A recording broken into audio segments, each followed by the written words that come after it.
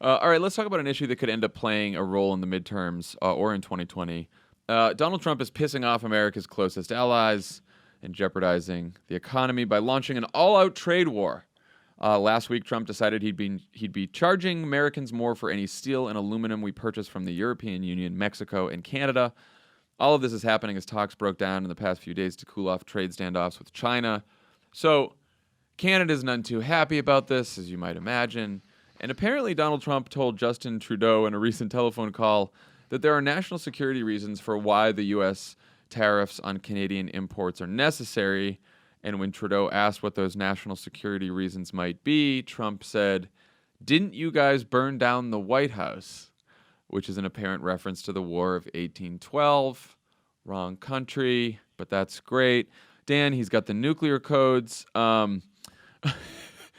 When asked if the comment was received as a joke, one source on the call said, "To the degree one can ever take what it is said as a joke, the impact on Canada and ultimately on workers in the U.S. won't be a laughing matter." Good response? What do you think? Yeah, I think the great irony of Trump's immigration policy is that Donald Trump would almost certainly fail the citizenship test to get America to become a citizen of the United States, like without a doubt.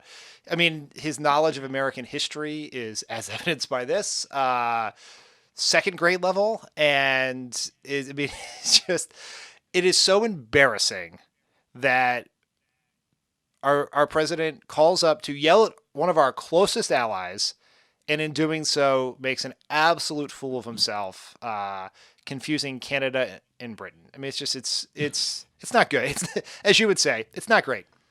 It's not great. It's not great. Some of the reaction to these trade moves: stock market tumbled. Economists are warning that Americans will soon face higher prices on a wide variety of products. It's already happening for people who buy steel and aluminum in this country. Here's a reaction from one senator.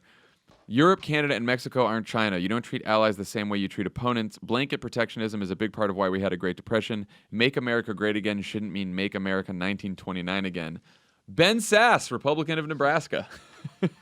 So it seems like, Dan, more than any other issue, more than corruption or all the crimes that the Trump people have committed or anything else, Republicans are breaking with Trump on trade. Bob Corker introduced legislation on Wednesday with the backing of both parties that would basically give Congress more authority to act as a check on the president's trade moves. Don't know if that's going anywhere because fucking Mitch McConnell said he wouldn't move the legislation. But what do you think about this, that this is finally what broke them away from Trump, the trade war? Well, let's not overstate the case here. That they've looked at the Republican members of the Congress have looked at the Constitution. They have analyzed the powers bestowed on them by the founders and decided that the appropriate response to this policy travesty from the President of the United States is to issue strongly worded statements on Twitter. So it's like they've drafted legislation. Yeah, that's it. We've done it. This is how the founders intended checks and balances. Two co-equal branches with one endowed with the power to say mean things and do nothing. I mean, look, I think this is something that angers. This is where the populist base of the Republican Party runs headlong into their corporatist policies. And so I'm sure Ben Sass and Bob Corker and others are having their phones blown up by businesses who are affected by this. Investors, donors, people in their districts and states who are mad. The question is, they are right on the policy, the Republican senators. This is stupid and serves almost no purpose. But there is an open question as to whether Trump is right on the politics. Yeah, I know. We've been talking about this. I mean, well, let's talk about the impact, what impact it would have on the U.S. economy. The steel and aluminum tariffs alone won't tank the economy. But the question is, who knows what happens if there's a broader trade war? Because once you put tariffs on other countries' goods, then they retaliate with tariffs. And other countries right now are retaliating with very specific tariffs to try to hurt specific political constituencies. They're trying to hit U.S. farmers. It's already, they've said that the stock market has lost about $1 trillion in market value. Chamber of Commerce is saying it could cost 2.6 million jobs. Economist Mark Zandi estimates the tariffs will result in a $210 increase in yearly costs for the average family. Is that So, former the McCain? question Is that former McCain economic advisor Mark Zandi?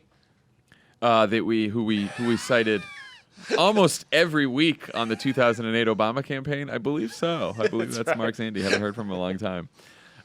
So yeah, the question is, can Democrats make this an issue, and if so, how? You and I have talked about this before. Obviously, there's many Democrats, particularly Democrats from the Midwest, Democrats like Sherrod Brown, people like Bernie Sanders, who have really spoken out against a lot of these trade agreements because this country has still not figured out how to help American workers succeed in a global economy where businesses can send jobs anywhere in the world, especially to countries that don't have our labor standards, that don't have our environmental standards, that don't pay well, that don't offer benefits. And so if it's cheaper for these companies, they can send the jobs there. And we have not figured out, and we have not implemented policies to protect workers from that reality. And therefore, these trade agreements and trade wars and tariffs become this argument that both parties have, and it has a lot of currency, making an anti-trade argument among a lot of working class voters. I mean, if you were to look at why this is good for Trump, on its face, if you pull aside, let's just take out, even if it seems impossible, the sort of the racist undertones of almost everything he does.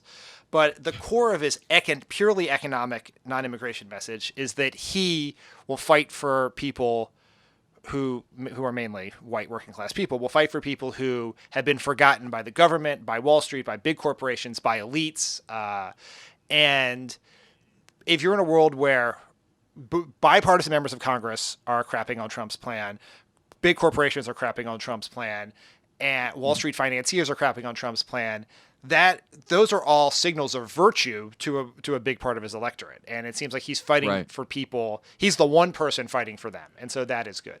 So the question is, what do Democrats do about that? How do we take this and leverage it to our advantage? And I think part of it is taking these statements from Republicans and showing them to independent voters, and through digital or television or other paid ads or media, so that they can see. So Bob Corker or Ben Sass are credible voices to Republican-leaning independents, people who may not have voted for Trump or may have held their nose and voted for Trump after the Comey letter. And let's show that to them and get them to see that what he's doing. But I also think we need, and then in the specific districts or specific states where there is this very specific, obvious impact, whether it is Harley-Davidsons in Wisconsin or bourbon in Kentucky, let's use that aggressively. Let's localize that issue to that district and state. And then I think the third part is you have to tie this to a narrative, right? Like I think in political messaging, motivation is key. People want to understand why people do certain things. And sometimes messages don't work because it's not credible that person would do it. Like when there are certain things Republicans would say about Obama that just weren't, people did not, even Republicans didn't, other than the far right, didn't really believe that he would do that or be that dishonest or try to hurt people intentionally. And so it has to be credible. So what is the credible narrative around why Trump did this and why we are having negative consequences? And I think it's tying it to his erratic and chaotic behavior. Right. We have this president who, as was once said, could be baited by a tweet, who has now taken these rash, poorly planned out, poorly thought out actions. And now it's going to have real consequences, either in this specific way or this broader way, citing these economic statistics from these estimates and just hammer that into people's heads. So I think there's also a corruption angle here, too. I mean, we saw with these Chinese negotiations.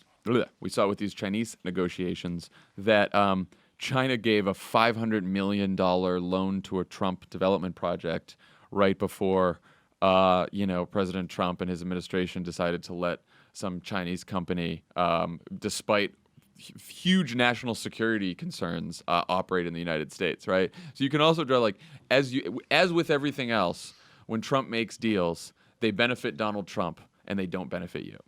And I think you can start quantifying the impact of these tariffs on people's pocketbooks in these different regions where it's hurting people.